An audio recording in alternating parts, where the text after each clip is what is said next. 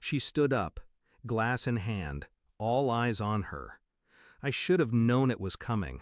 Mom never made toasts unless she was preparing a public execution. She raised her wine, cleared her throat, then smiled, that plastic, self-satisfied smile. This is my daughter, Madison, the one who's always loved us, always helped, always been there. She turned toward me, didn't say my name, didn't have to.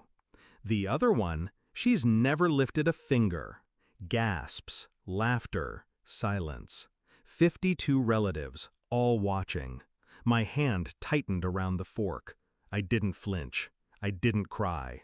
I smiled.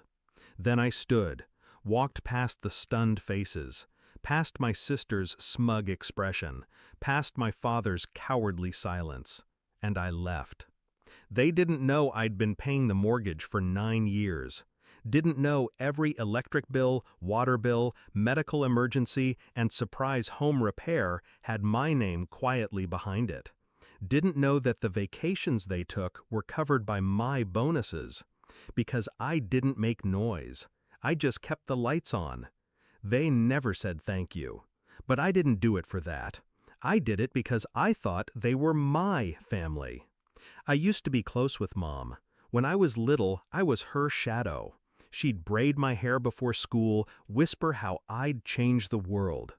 But somewhere around 16, she started pulling away. I wasn't pretty enough, loud enough, soft enough. Madison, on the other hand, smiled pretty, wore pastels, cried on cue. And I studied, I worked, and that made me cold, unloving, that's what they said. Even when I sent money from my first job, even when I took on a second job after Dad's heart attack, even when I moved back in, not to live, but to cover what they couldn't say they'd lost. Madison, she never worked a day past retail, never paid rent, never bought groceries, but she knew how to perform, and Mom loved a good show. I didn't confront them that night, didn't storm in or scream. That's not my style. I just went home, logged into my accounts, and began pulling the threads.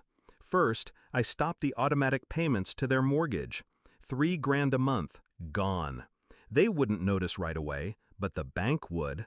Next, I closed the utilities in my name, transferred ownership to their address. Third, I called the lawyer, the one who'd helped me quietly get power of attorney for Dad's hospital emergencies.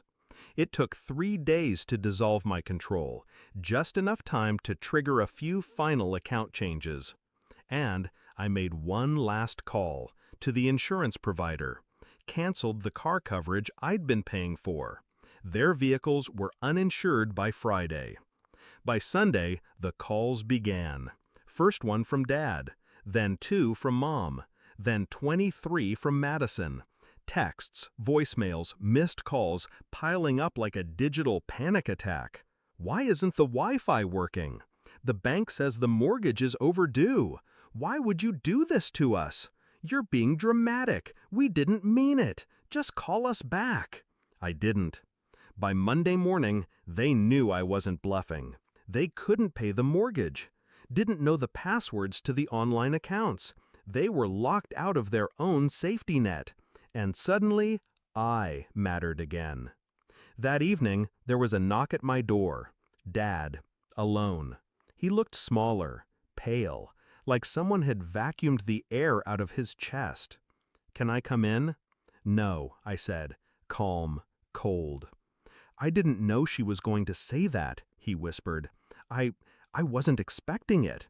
But you didn't stop her." He said nothing. "You didn't defend me. Not once. Not even after I kept this family from sinking for nearly a decade." He nodded, shame in every wrinkle. "She's your mother." "No," I said, "she's your wife, and you chose her performance over my reality." He reached into his coat, held out a check. "For what you've paid." I didn't even look at it. "You think this is about money?" He looked up. "It's not," I said. "It's about value."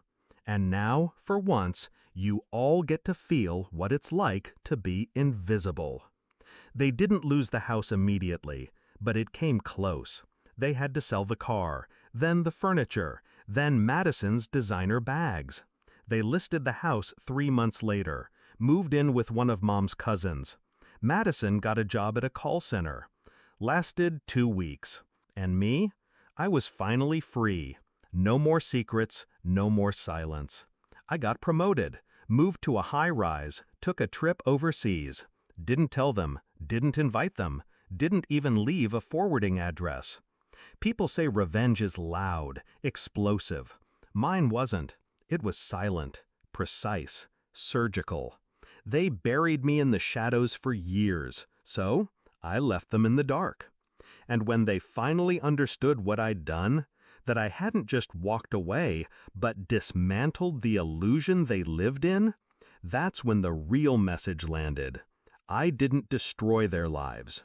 I just stopped saving them. And that was enough.